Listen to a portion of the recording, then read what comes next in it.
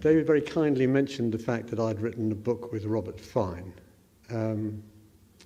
And part of what we want to do in the next section is bring together the ideas that Robert had with me and with his long-term partner, Glyn Cousin, and Luciana's experience. So that's primarily what we're going to try and do here now. So I'm going to bring on stage now, I hope, Luciana and Glyn.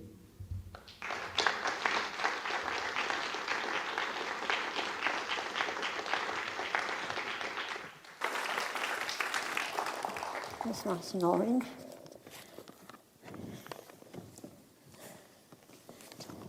Okay. Right. Well, Luciana is, I'm sure, known to everybody here. But just in case, she's been an extremely doughty campaigner on behalf of Jews and against anti-Semitism for a very long time and suffered greatly for it. Was forced to leave the Labour Party after a vicious campaign of harassment. She's now back in it, which I think is almost as courageous as leaving it in the first place. So we're very grateful for having her here to have this discussion. We are basically the format of this is going to be that Glyn and I are going to ask Luciana some questions and engage a little bit in a dialogue with her. So obviously I need to say a little bit about the two of us before we start and the context for this. Glyn and I are both academics, but have also been engaged politically all our lives. For myself, I have been on the left, actually the radical left, further than the Labour Party for very many decades of my political life. On the assumption, which is now I think somewhat in doubt, that the left, and certainly the radical left, was fundamentally opposed to anti-Semitism. So for a long time, I assumed anti-Semitism was not my main concern. Like many others, I assumed it was no longer a major issue in the UK, and I didn't really work on it. I found myself increasingly drawn to thinking and writing about the Holocaust and to genocide more generally, but not overwhelmingly about anti-Semitism, although you can't write about the Holocaust or teach about the Holocaust without making that the centre. But then, I think it must be about 20 years ago, in the new millennium, I became very dismayed about the resurgence of anti-Semitism. And that's the context in which I began to work with Robert. And that was really the thrust of our book, which was how to understand anti-Semitism, and particularly the anti-Semitism on the left. And I'd like to emphasize something here that's very important to me, and I think to Glyn, which is that there is anti-Semitism on the left, and it is very serious. But there is another tradition on the left, which is against anti-Semitism, which takes anti-Semitism very seriously. So what we were trying to do in the book was to think about those, if you like, two traditions and counterpose them to each other. Now, with regard to Glyn, I want to introduce Glyn to you, who's also been on the left for many years. I want to say something quite personal here, which is that she was Robert's closest colleague for a long time, his partner for many years. They had a daughter together. But they talked and conversed and were engaged in a kind of constant dialogue with each other. So I experienced this myself. When I was writing with Robert, he kept saying to me, well, Glyn says this, and Glyn says that. So I felt I was kind of engaged in a prolonged conversation with her as well as with Robert. Now, this discussion, I said at the beginning, is anchored in the idea that universities, and why we need a centre, is where each generation of activists, politicians, journalists, policymakers form their ideas. So if these ideas are anti-Semitic ones, which they overwhelmingly are now, we have to challenge them at what for many is a crucial formative point in their lives. And we have to provide resources and support for all those who experience anti-Semitism in that formative environment. And this is where it all connects together, particularly when we're faced with, and I have to say this, the largest anti-Semitic movement in my lifetime.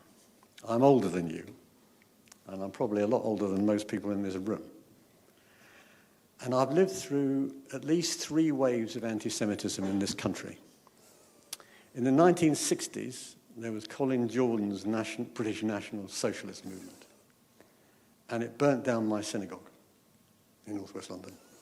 We got it rebuilt. My dad got it rebuilt, actually. In the 1970s, there was the National Front. And we built, and I think it was the radical left that took the initiative, actually, a terrific mobilization against it in the anti-Nazi League. What's going on now is a whole other issue. It's much bigger, it's much wider, it's global, not British. You have now hundreds of thousands of people marching in London and in other cities and in the UK and across the world where anti-Semitic slogans, murderous anti-Semitic slogans, directly or indirectly, are being voiced with impunity. And the tragedy, for me anyway, and I know I'm speaking to an audience where not everybody will identify themselves as being on the left, now or before. But the tragedy, and a critical problem now, is that there are many, some anyway, on the left who are participating in this movement. They're colluding with it, they're facilitating it, and they're encouraging it.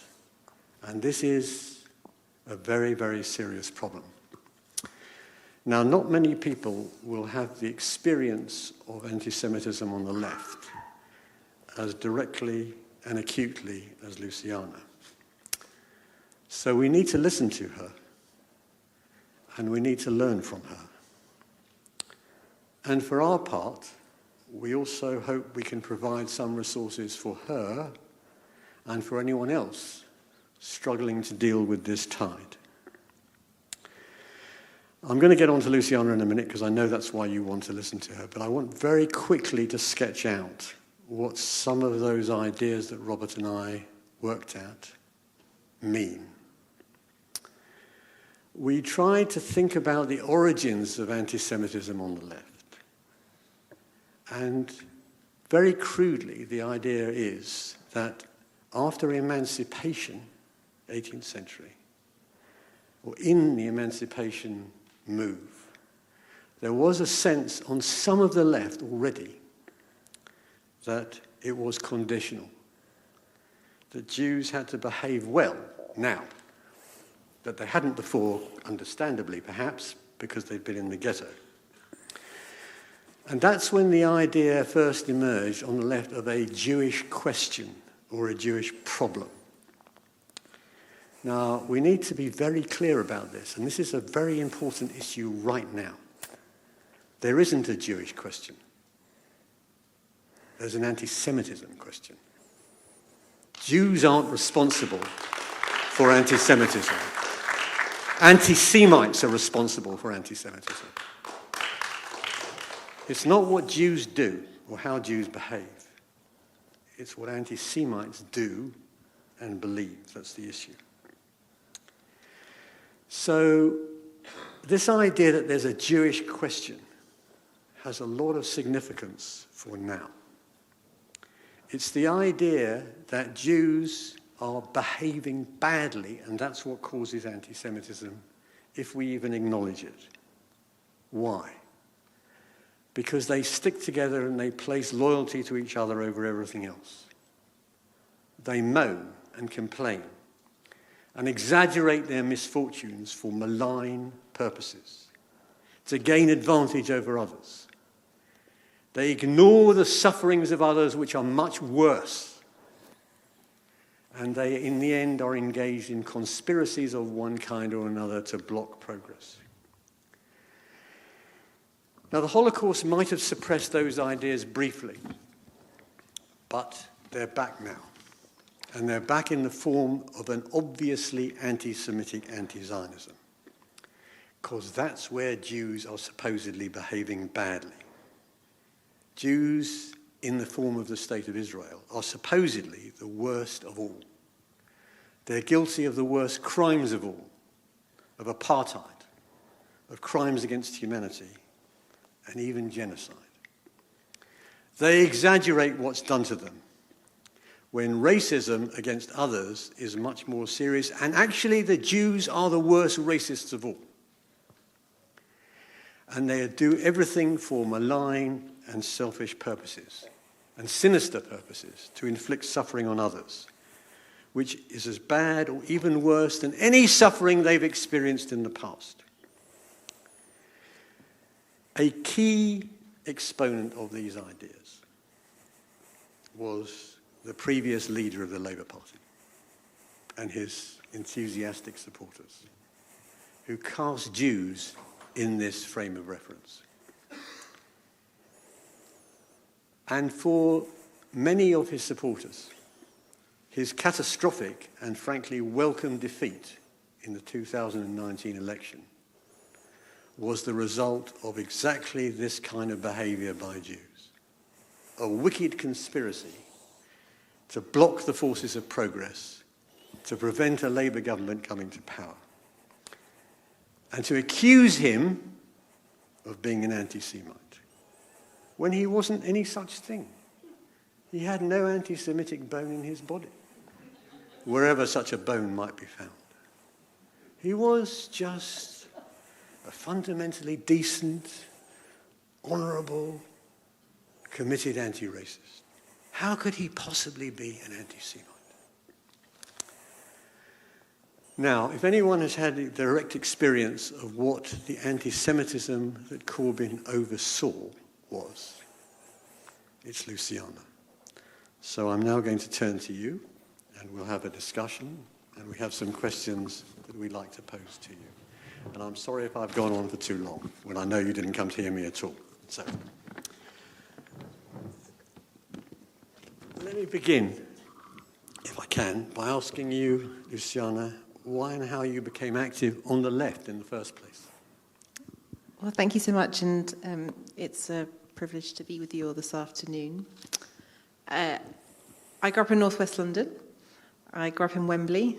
Fair to say it was a melting pot of lots of different minority communities, a Jewish community. My neighbours were Hindu, Sikh, Muslim, Christian. I spent many an evening and weekend at Brent Town Hall Library with my friends from lots of different faiths and backgrounds. I wasn't very party political growing up, but was very involved in charity work and organised visits to the local old people's home, and was involved as chairing a charity fun day. My parents weren't overtly party political, but I grew up watching the news, and I did have a strong Labour heritage within my family. So I grew up knowing about that, and my great-uncle was Manny Shinwell. And it wasn't really until I got to university that I got party political. So I was 19, I went to Birmingham University. It was a dear friend of mine, some people may know his name in this room, the late Alan Sennett, who someone I grew up with, who encouraged me to get involved in student politics and helped me put my first manifesto forward for a student election. And I represented Birmingham University at the annual conference for the National Union of Students. And it was there that I got very, very involved. So I got involved first and foremost through equalities and anti-racism. I convened the National Anti-Racism Campaign for the National Union of Students for 2 years, elected on the National Executive Committee, and I joined the Labour Party around the age of 19. So I mentioned earlier on that for me, and I might ask Glyn the same question really, what you thought about anti-Semitism in, I suppose, in the first part of your academic life? Well, there was an inaccuracy in your introduction, Jeremy. Only one? In which you said we had both been all our life activists. Okay. I was a dolly bird for a long time, and for those who don't know what that is, it involves being very vacuous and wearing short skirts. And I came to politics quite late, about 28, I think I was. I went to university as Well, from my point of view, that's quite a long time ago. So I didn't quite have the background that you had as an activist very early. But I don't know, I think I was always troubled by otherness, whatever form that takes, whatever group that picks on. And I think I also living abroad myself and experience it, not very serious stuff, but just in many ways it came to me. I think also that anti-Semitism has very many layers to it that you're exposed to if you're not Jewish, which I'm not. And I think you hear a lot of petty anti-Semitism, if I may use that term, trivial little jokes, so-called jokes, which add up together as can be quite sinister in their development. So I think it was hearing that kind of stuff that was for my ears but not for Jewish ears, alerted me to the area that needed looking at quite seriously. I mean, there are other factors as well, but can I move to a question to Luciana? Because I think it's relevant to this. A long time ago, a woman who's very intelligent, she's also an academic, very lovely person, said to me with a kind of self-righteousness, I haven't eaten an Israeli orange for 5 years. And she said it as if somehow this was a noble act. And what it does, and I wonder if this is the case, that the boycott, I'm not against boycotts, but I think boycotts need to be political instruments that work in the context. They're not matters of principle. And I just wonder whether the boycotting of Israeli oranges, for instance, but more serious things, represses debate. Because what it asks people to do is to not do anything, is to not eat an Israeli orange, which seems to me to be a poor way of engaging in debate. And I think there's two notions that Dave Hirsch, he might not recognise them anymore, but which I like in his writing. One, he talks about explanation flattening, by which he means, I think, that a lot of people are ill-informed about the issues that they're so heated about, which is an interesting contradiction. And they flatten explanations to a single reductive way. And the other one, I remember, Dave, you said at a presentation, he said, there's only one certainty in talking about the Middle East, this was some time ago, and he said that is that it's complex. And I think not eating an orange doesn't lead you to complex discussion. And I wonder what you have to say about your experiences of people being ill-informed, basically, and it not advancing the cause of peace.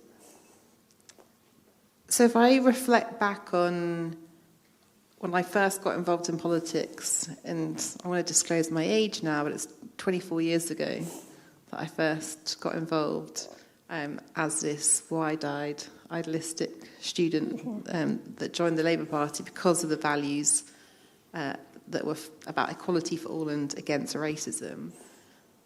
That was in stark contrast to some of my experiences that I then faced as an overtly Jewish student in a over-politicised environment that was home to some people on the far left, in particular. It wasn't solely the far left, but mostly, that treated the conflict in Israel-Palestine different from any other conflict. And for me, the challenge was, I should say that growing up in northwest London, I never experienced any form of anti-Semitism that I was aware of until I got involved politically as a student, and it was so brusque, because I don't even know how to get on with my friends and neighbours and people that I lived and went to school with. We all got on really, really well. So it was a sharp, short shock. Right. But the particular thing that you point to was and I think perhaps we see it even more pronounced today, this kind of binary approach. Yes, absolutely. It's black and white, no understanding of the plurality in either That's right. Israel or Palestine. As we've perhaps seen most pronounced within Israeli society in the last few months in advance of the horrific actions of 2 weeks ago. And yeah, it was very striking to me from a very young age about how that conflict was singled out and treated differently from all other conflicts. And your point specifically about boycotts, I mean, I don't think boycotts ever helped anyone, really. Certainly not cultural boycotts. That's right. But it was also the fact that people didn't understand, and there was such a lack of understanding. And, I feel very blessed to have had the opportunity to spend time in both Israel and the Palestinian territories over 20 times over the last 20 plus years, and know how complex it is a situation, having had that experience and still don't feel like I know everything. Absolutely. And so to hear people kind of reduce it down to a black or white binary for or against situation, and also not reflecting the wants and wishes of the people in the land itself, was very, very challenging. And to me, did, I think, show a distinction about how essentially Jews and how the Jews in this country were then held to account for actions in the Middle East, how that was applied very differently to perhaps how my Pakistani friends were had to contend or didn't have to contend in the same way with issues around issues in that area or any others. Thanks very much. I'd like to follow that up really and ask you, so you talk a little bit about when you first encountered this, when you went to university. When did you begin to get at all alarmed about it? And I want to say a little bit about myself in this context too, and maybe Glyn want to chip in as well. I, possibly not unlike many people in this room, was never involved in the Zionist movement. I was involved in politics in this country very passionately, but it was not a central issue for me. And I began to get alarmed quite late in the day myself. Right. Particularly where it was coming from, which took me by surprise. And that's made me rethink quite a number of things. And it became striking to me how overwhelmingly the Israel question preoccupied so many people. It wasn't simply the black and white view of it, but that was such a priority, such an obsession with people. And that really shocked me, actually. And I wondered when it first really began to worry you. Both of you, actually. Well, can I just add to that? I remember when I was at university, I was very much involved in the Anti-Nazi League. I don't know if you're familiar with that. But my buddies, my Anti-Nazi League buddies, were two Jewish blokes. We went around like Tweedledum and Tweedledee with a third member. And they were very active in the fight against racism generally. But then I was a loony lefty in those days. I was in the SWP. And we were required to support a slogan, "No platform for Zionists." So we were required to oust the people who were more committed to anti-racist struggle than anybody else on campus. This was confusing. And it was the reason I left as well, because it struck me as racist in its logic. Do you remember the No Platform for Zionists? I do, yeah.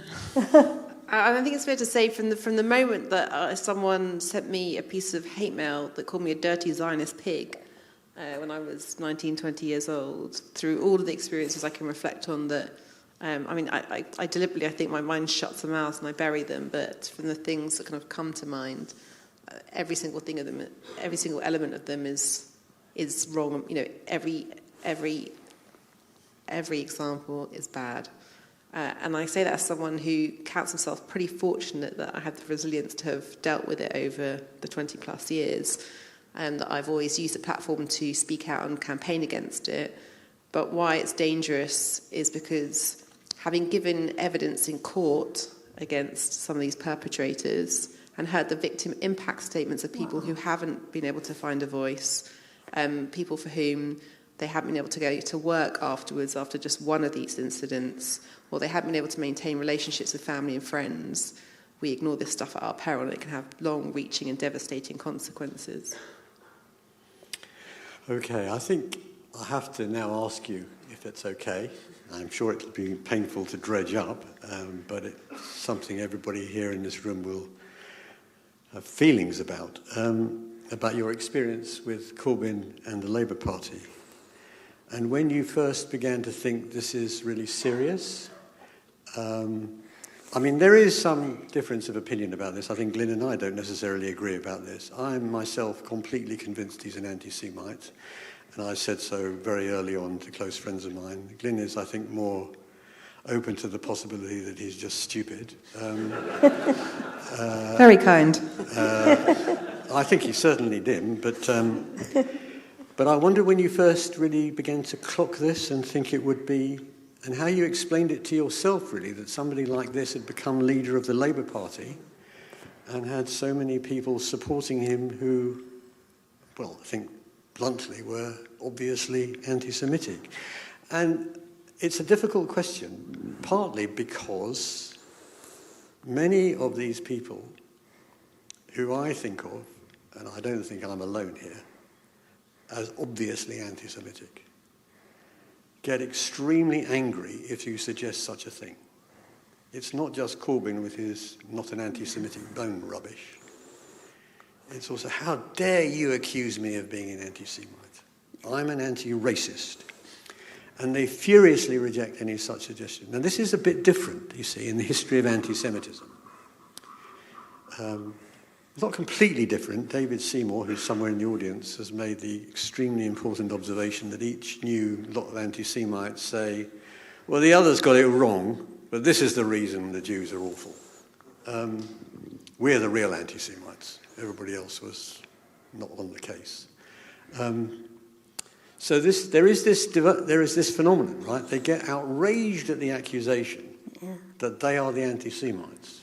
Okay, so, and they make this distinction repeatedly, endlessly. Oh, we're not anti-Semites, we're anti-Zionists. Okay, I no longer myself accept this distinction at all. But I may be the only one in the room, I doubt it. But I want to know how you think about this yourself. When you became worried about it inside the Labour Party at the highest level, at the members of the Labour Party, and how you explained it to yourself. Yeah. So I'll perhaps speak for a few minutes, just to kind of give a potted history kind of about this journey, because people may have heard one or two elements of it, but I'll perhaps speak about it just for a few more moments. There's no reason anyone would recall this, but so it was in 2015 that Jeremy Corbyn became leader of the Labour Party. And I'm someone who naturally always wants to see the best in people. I'm inherently optimistic. I believe that if you've got a membership card to the Labour Party and it says on the back that you believe in the values of social justice, equality for all, and anti-racism, which means anti-racism against anyone, that you wholly subscribe to those values. I mean, that's what's supposed to bring people together and bind them as part of the Labour Party. I appreciate that every party is to some extent a broad church, but those are really the key values of the Labour Party that led me to join it over 20 years ago. And when Jeremy Corbyn was elected as leader of the Labour Party, I was asked if I would join the Shadow Cabinet as the first ever Shadow Cabinet member for mental health. And I remember grappling with that invitation when it was first issued, knowing the concerns that people had raised about Jeremy Corbyn, but, as I said, inherently kind of constructive, pragmatic, optimistic, wanting to see the best, thinking that if someone's going to assume the helm as the leader of the Labour Party, they're going to do so in a way which is going to ensure that the party remains a place where certainly I had experienced up until that point, open and inviting and supportive and engaging of all. So I did give him a chance in a way that others chose not to. And I wanted to prove to those others that, I wanted to be able to prove other people wrong who said, what are you doing? That's a terrible thing to do. And I was like, no, I'm going to give this a go. As it happened, I had the most experience. I was the best person for the job, but parking aside the role around mental health, that it was something I certainly grappled with. And it was interesting, perhaps, that I received the phone call asking if I'd join the shadow cabinet just before the start of Kol Nidre. So it was a very kind of striking time to even consider that request on the eve of Yom Kippur. So I did join, and I saw many things for myself, up close and personal. I should add that I was also the parliamentary chair of the Jewish labour movement during that time, so I was very involved, supporting both Jewish colleagues in both the House of Commons and House of Lords, but also Jewish activists and members and councillors throughout the country. And again, I was someone who wanted to see the best and didn't want any of the kind of concerns that people had raised to be true. Unfortunately, what I saw was awful in every sense of the word. I should add that separately, I was very involved in the campaign to remain in the European Union, very involved. So there was separate issues at play in terms of what happened within the Labour Party around Brexit, but we'll park that for one moment. I'm someone who naturally wants to stay in the tent and fight from within. I had many people say, why wouldn't you stay? I'm all for staying until not only were things not getting any better, but they were getting worse. And there was many moments between 2015 until March of 2018 where I could just about explain things away, but with a really heavy heart. I remember speaking at a women's conference for International Women's Day. It was a Jewish women's audience, and I got a lot of very challenging questions about things that had already surfaced about Jeremy, either historically or in the period at which he had assumed the leadership of the Labour Party. And I remember trying really, really hard to substantiate what had happened, but found it really very, very, very difficult. And the turning point for me, and I remember it very clearly, it was a morning in March 2018. I was feeding my baby. It was very early in the morning, and someone sent me the picture of the mural. Now, I had spent a lot of time with Jeremy Corbyn, and so I knew that he didn't have a smartphone. And so he would have seen the picture of the anti-Semitic mural, which he then wrote a comment in support of. He would have seen that on a big screen. There is no way you could have looked at that and not seen any of the elements of anti-Semitic imagery contained within it. And it was that point for me that was like the turning point, that I could no longer substantiate what was going on. And I not that I hadn't challenged things all along, and I should say the last meeting I had face-to-face with Jeremy Corbyn was towards the end of 2017. I had a meeting, just him and one of his advisors, pleading with him, taking evidence to him about showing him the extent of which anti-Semitic hatred was being espoused in his name. So I took a catalogue of some of the Facebook groups that used either his face or as its emblem, or his name as the name's group, with the litany of anti-Jewish hatred that was contained within those groups. And I said, you have to do something about this. You can do something about this. And at that point, that particular issue hadn't surfaced in the press. It was then something that the Times got involved in a few months later, and that was some of the stories that surfaced. But that was the last face-to-face meeting. He didn't want to talk about anti-Semitism at all. He tried to, in fact, divert the meeting and talk about mental health, which is obviously very important, but was not the reason I was in that last meeting I had with him. And he was not interested in any way, shape, or form of contending with this issue, not only either to acknowledge it within the meeting itself or to tackle it subsequent to the meeting. So that was towards the end of 2017, and then in March was when this issue surfaced of the comment he'd written in support of Mir 1. So if anyone that doesn't know about it, there was a really horrific anti-Jewish mural that was on the walls of Tower Hamlets, and it was so bad that Lutfer Rahman, who's not a friend of the Jewish community, a far-left mayor in Tower Hamlets, decided that it had to come down. But Jeremy Corbyn wrote on a Facebook post in support of the graffiti artist Mir Wan, saying, "Oh, it's terrible, what's coming down." And for me, that was, open shut case. Other things, he was present but not involved. He didn't know. Blah, blah, blah. He could see this for himself, and he'd written, in my mind, something that was very clearly in support of something that was anti-Jewish. And for me, that was beyond the pale. Not that anything else wasn't, but for me, that was, to be very clear, it was just so open and shut. And I tried to deal with it in the hours that followed directly with his office. And it was even more insult to injury. I've got the messages that I had with his office saying, "What on earth is this? This has been brought to my attention. Are you going to, what is this?" And basically, I was fobbed off. I remember very clearly, I was in Liverpool for a number of hours. I was basically told around 2 o'clock, "Oh, Jeremy's very busy. He's in the constituency. He can't deal with this right now."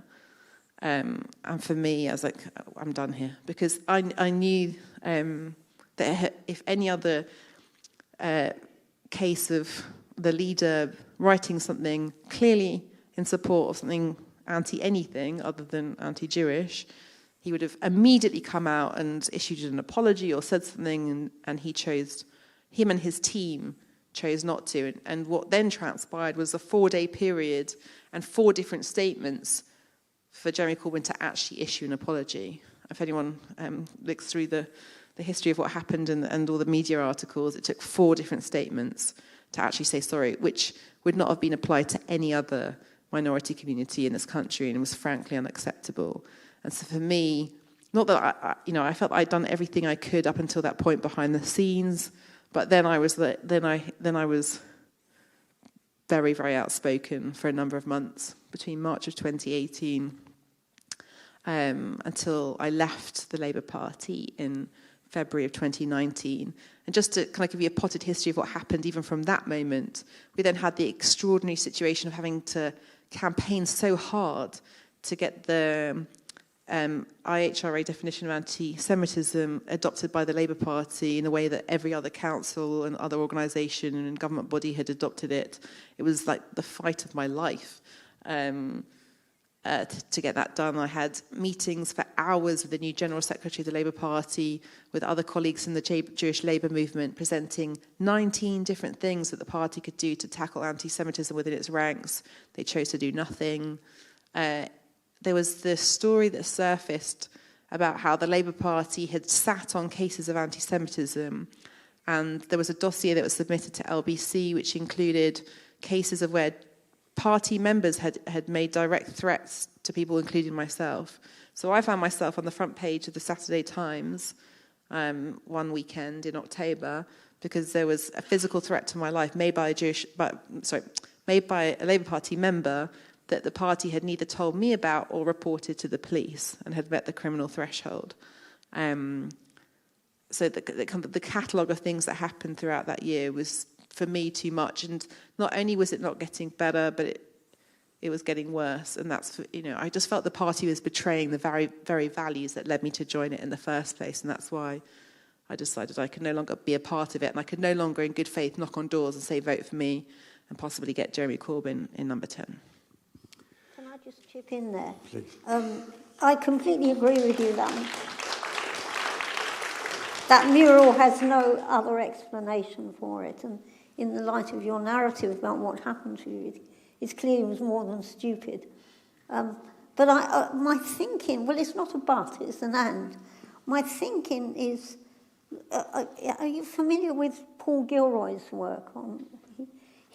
What he tries to do is deconstruct the ways in which people talk about blackness and whiteness that are not deliberately or overtly racist, but have a racist logic to it. So it's kind of semantic issue.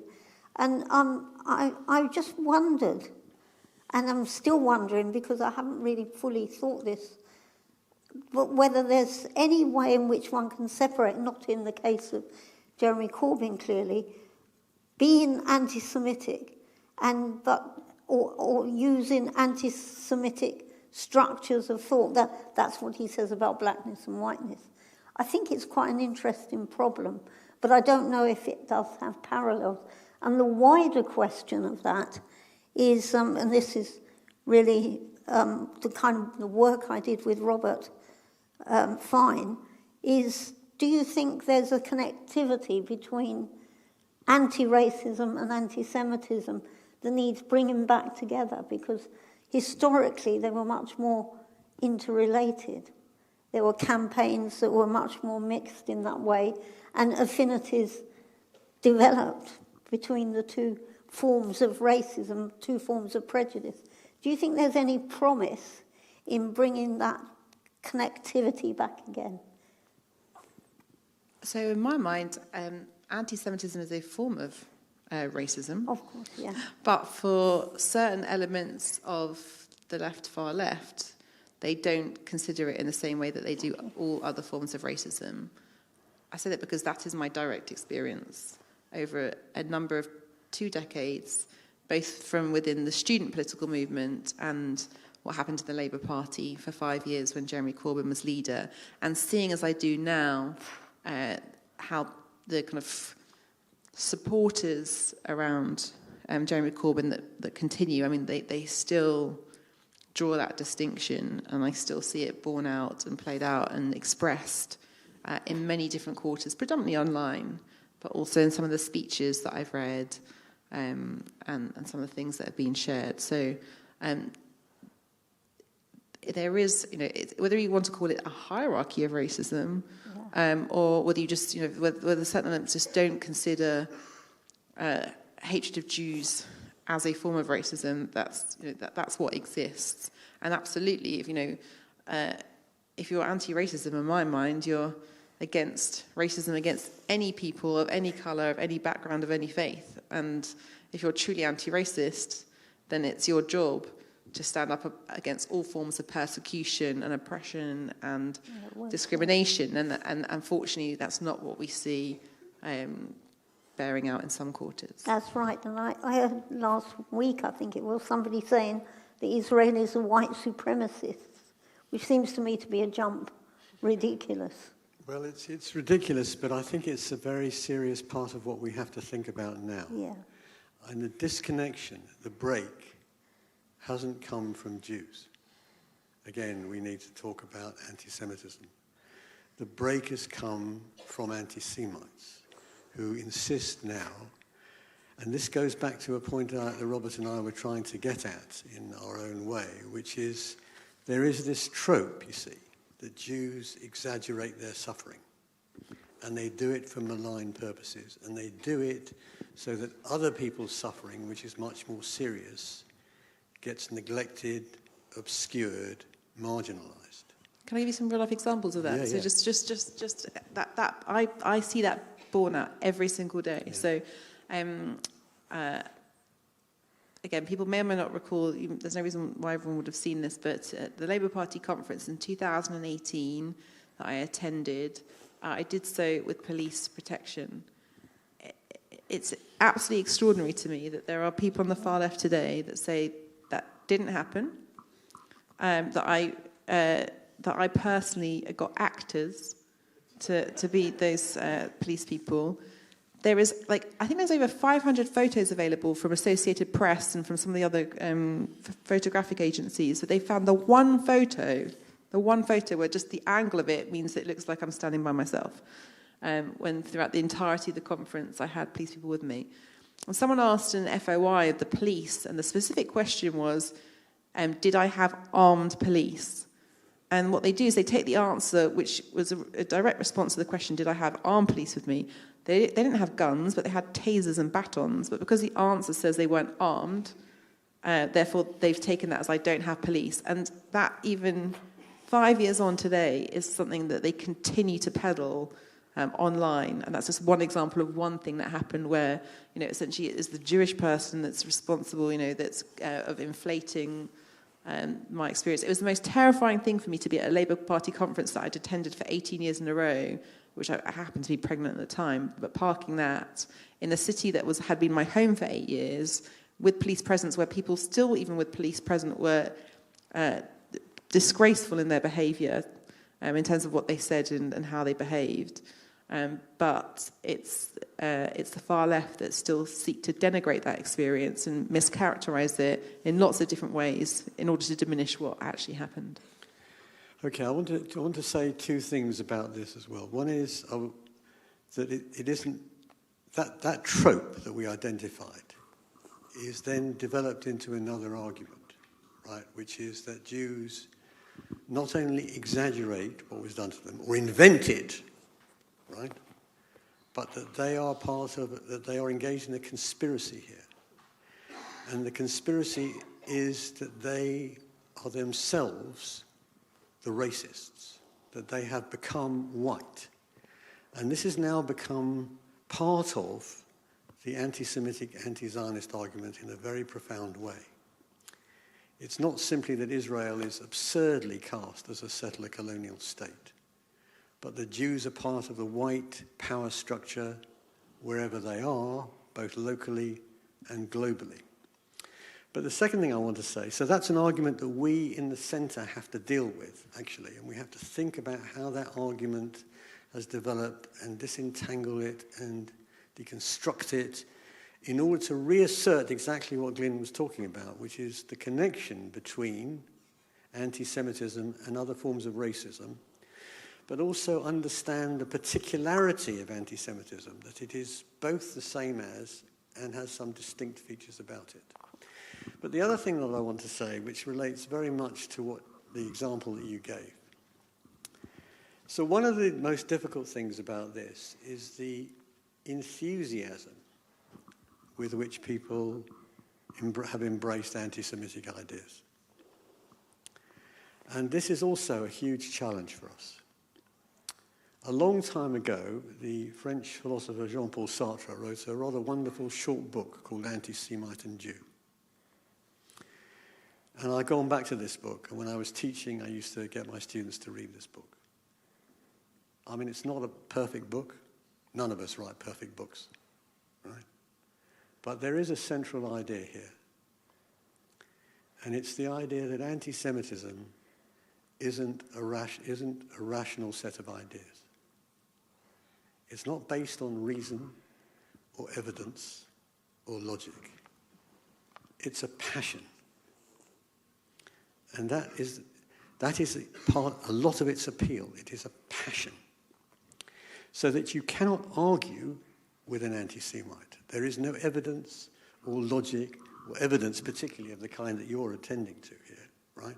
That will persuade an anti-Semite, oh, I got it wrong.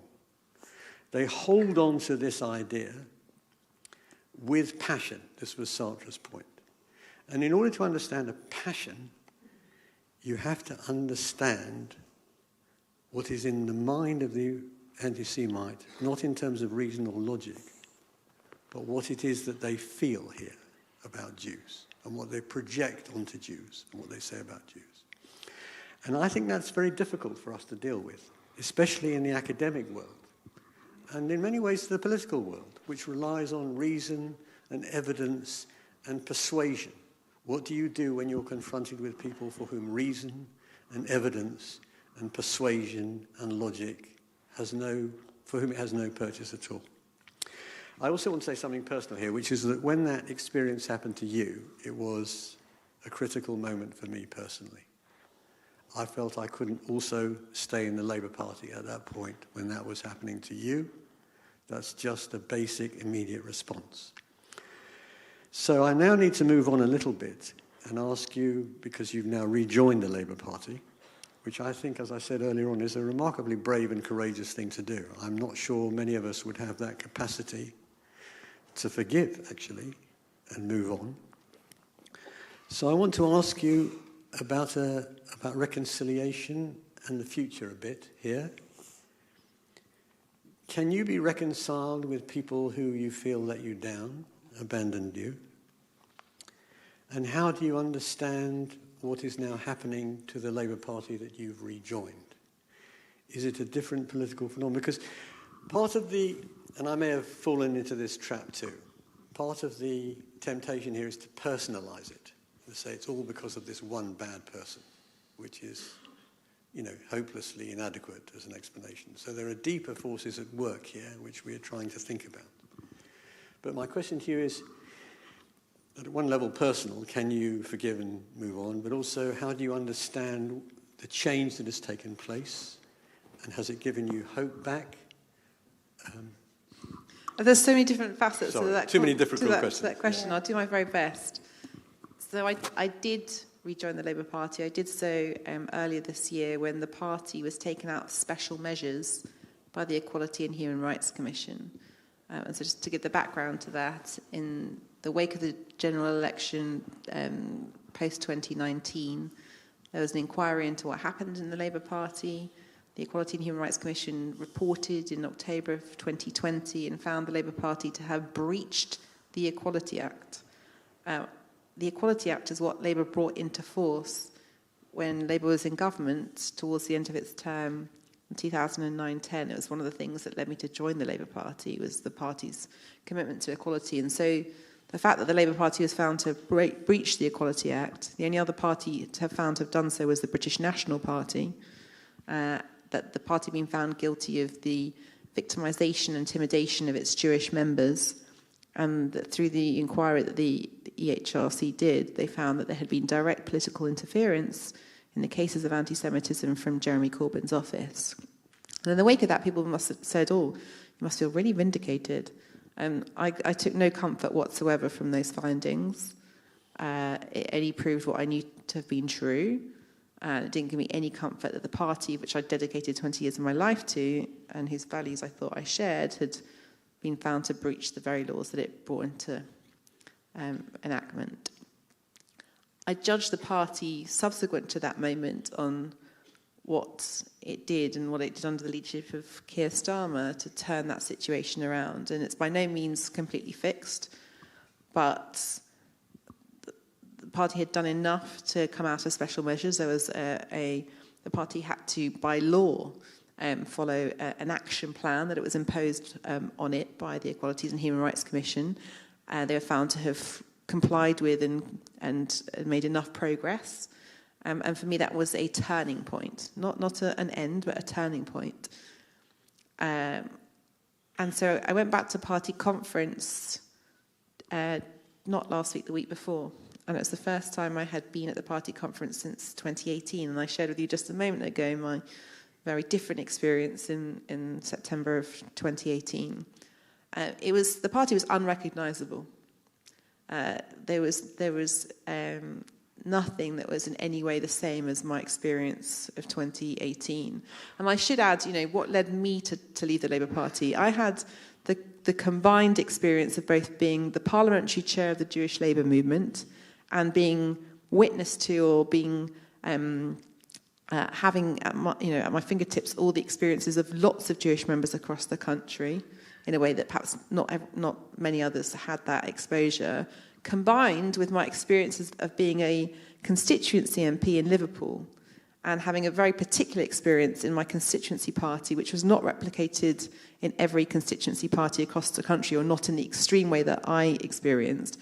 I had former members of the militant tendency that were welcomed back into the Labour Party that were sat in my constituency party meetings. And I didn't share with you the last ever constituency party meeting that I attended, which was in October of 2018, and I vowed to myself I would never, ever go back, because I had the most horrific experience of where I was in a room of people that lacked any iota of humanity. And for me, the combination of those two things, was perhaps more pronounced than any of my colleagues, and which for me was the combination of which meant that I could, I didn't believe my position was any longer tenable. But for others, in order for, I'm pragmatic to see where the party's got to today, to wholly accept that it required different people to make different decisions. Ultimately, why was I in politics? Because I want to make this country a better place.